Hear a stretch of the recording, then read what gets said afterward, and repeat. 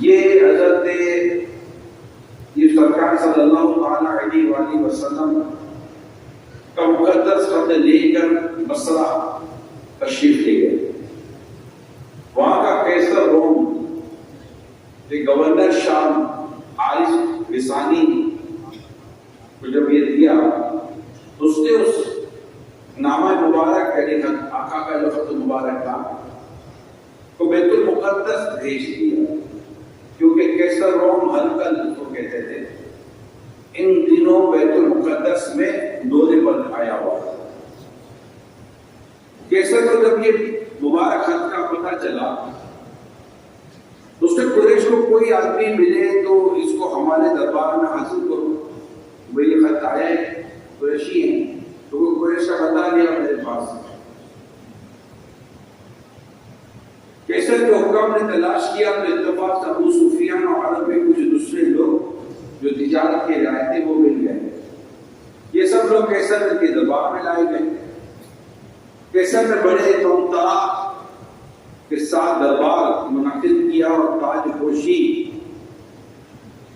پہن کر تاج سر پر رکھ کر تخت پر بیٹھے اور تخت کے گرد اراکین سلطنت اور دیگر جو بڑے بڑے لوگ تھے وہ بھی سفید باندھ کر بیٹھ گئے. اب اس حالت میں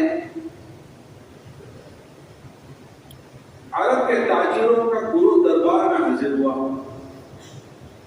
شاہی محل کے تمام دروازے بند کر دیے گئے. پھر قیصر نے درمیان میں ایک آواز لگائی کہ سب سے پہلے قیصر نے یہ سوال کیا کہ میں جس شخص سے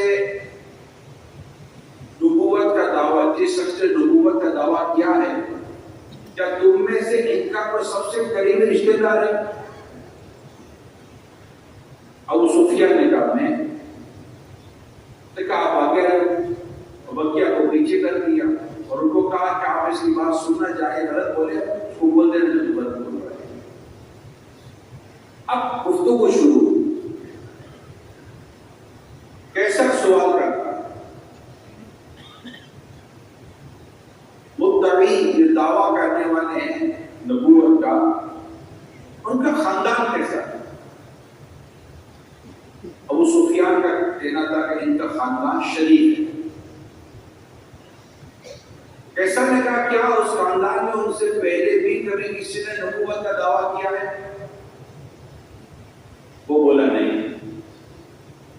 پوچھا کیا ان کے باپ داداؤں میں کبھی کوئی بادشاہ ہے؟ ابو سفیان نے کہا نہیں. کیسا نے کہا جن لوگوں نے ان کا دین قبول کیا ہے وہ کمزور لوگ ہیں یا صاحب اثر ہیں؟ تو کہا کمزور لوگ ہیں. ان کے متبعین بڑھ رہے ہیں گھٹ رہے ہیں، یعنی ان کے ماننے والے بڑھ رہے ہیں گھٹ رہے ہیں؟ کہا بڑھتے جا رہے ہیں. کیسا نے کہا کہ ان کے دین میں داخل ہو کر بھی اس کو ناپسند کر کے پلٹ بھی جاتا ہے کوئی؟ کہا نہیں ایسا تو نہیں ہوتا. کیا نبوت کا دعویٰ کرنے سے پہلے تم نے انہیں کبھی جھوٹ بولتے دیکھا ہے؟ بولا نہیں ہم نے جھوٹ بولتے نہیں دیکھا. پھر کیسا نے کہا کیا وہ کبھی عہد شکنی اور وعدہ خلافی بھی کرتے ہیں؟ تو ابو سفیان نے کہا ابھی تک تو نہیں کی، لیکن اب ہمارے ان کے درمیان صلح حدیبیہ ہوا ہے اس کا میرے علم میں نہیں ہے، لیکن اب تک انہوں نے ایسی کوئی چیز نہیں کی.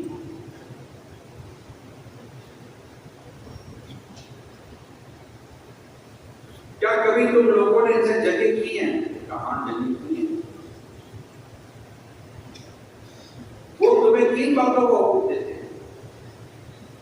تو ابو سفیان کہتا ہے کہ وہ ہمیں کہتے ہیں کہ صرف ایک خدا کی عبادت کرو، کسی کو خدا کا شریک نہ ٹھہراؤ، بتوں کو چھوڑو، نماز پڑھو، سچ بولو، پاک دامنی اختیار کرو، رشتے داروں کے ساتھ نیک سلوک کرو.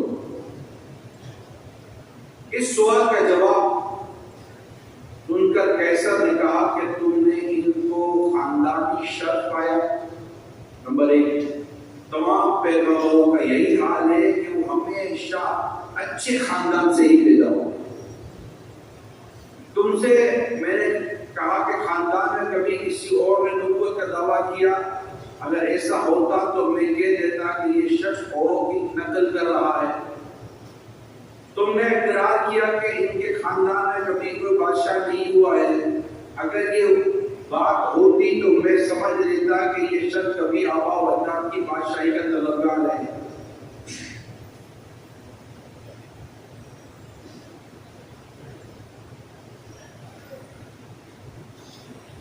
تم مانتے ہو کہ نبوت کا دعویٰ کرنے سے پہلے وہ کوئی جھوٹ نہیں بولتے تھے؟ جو شخص انسانوں سے جھوٹ نہیں بولتا بھلا وہ اپنے رب سے جھوٹ بولتا۔ تم کہتے ہو کمزور لوگوں نے ان کے دین کو قبول کیا، تو سن لو ہمیشہ ابتدا میں پیغمبروں کے متبعین مفلس و کمزور ہی ہوتے رہے۔ تم نے یہ بھی تسلیم کیا ہے کہ ان کی پیروی کرنے والے بڑھتے ہی جا رہے ہیں۔ تو ایمان کا معاملہ ہمیشہ ایسا ہی رہتا ہے کہ اس کے ماننے والوں کی ہمیشہ ترقی ہوتی چلی جاتی ہے۔ تم کو یہ تسلیم ہے کہ کون ان کے دین پر سے پھر کے مرتد نہیں ہو رہا، تو تمہیں معلوم ہونا چاہیے کہ ایمان کی سچی ایمان کی شان ایسی ہی ہوا کرتی ہے کہ جب اس کی لذت کسی کے دل میں گھر کر جاتی ہے تو پھر وہ کبھی بھی نہیں نکل سکتی۔ تو رسولوں کا یہی حال ہوتا ہے کہ وہ کوئی دغا فریب کا کام نہیں کرتے۔ تم نے ہمیشہ بتایا کہ وہ خدا کی واحد عبادت، شرک سے پرہیز، بت پرستی سے ممانعت اور پاک دامنی صلہ رحمی کا حکم دیتے ہیں۔ تو سن لو کہ تم نے جو کچھ کہا ہے اگر یہ صحیح ہے تو وہ عن قریب اس جگہ کے مالک ہو جائیں گے۔ مگر میرا یہ گمان نہیں تھا کہ وہ رسول تم عربوں میں سے ہوگا۔ اگر میں یہ جان لیتا کہ میں ان کی بارگاہ میں پہنچ سکوں گا تو میں تکلیف اٹھا کر وہاں تک پہنچ جاتا، اور اگر میں ان کے پاس ہوتا تو میں ان کا پاؤں دھو کر پیتا۔ کیسر نے اپنی تقریر کے بعد حکم دیا کہ رسول اکرم صلی اللہ علیہ وسلم کے نام پر خط پڑھ کر سنایا جائے۔ نامہ مبارک کی عبارت کیا؟ یعنی اب تو سرکار کا بھی خط تو پڑھا ہی نہیں تھا، اب تو صرف ایک بیک گراؤنڈ انٹروڈکشن دیا جا رہا۔ اب نبی پاک صلی اللہ تعالی علیہ وسلم کا خط جو بیان کیا گیا، لکھتے شروع کرتا ہوں میں خدا کے نام سے جو بڑا مہربان نہایت رحم والا ہے۔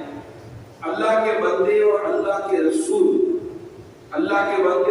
محمد صلی اللہ علیہ وسلم کی طرف سے یہ خط ارخل کے نام ہے جو روم کا بادشاہ ہے۔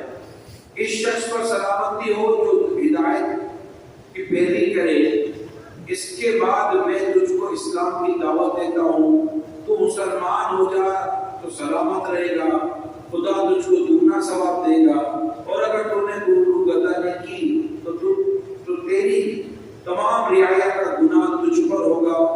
اے اہل کتاب، ایسی بات کی طرف متوجہ ہو جاؤ جو ہمارے اور تمہارے درمیان ایک ہے، اور وہ یہ ہے کہ ہم خدا کے سوا کسی کی عبادت نہ کریں۔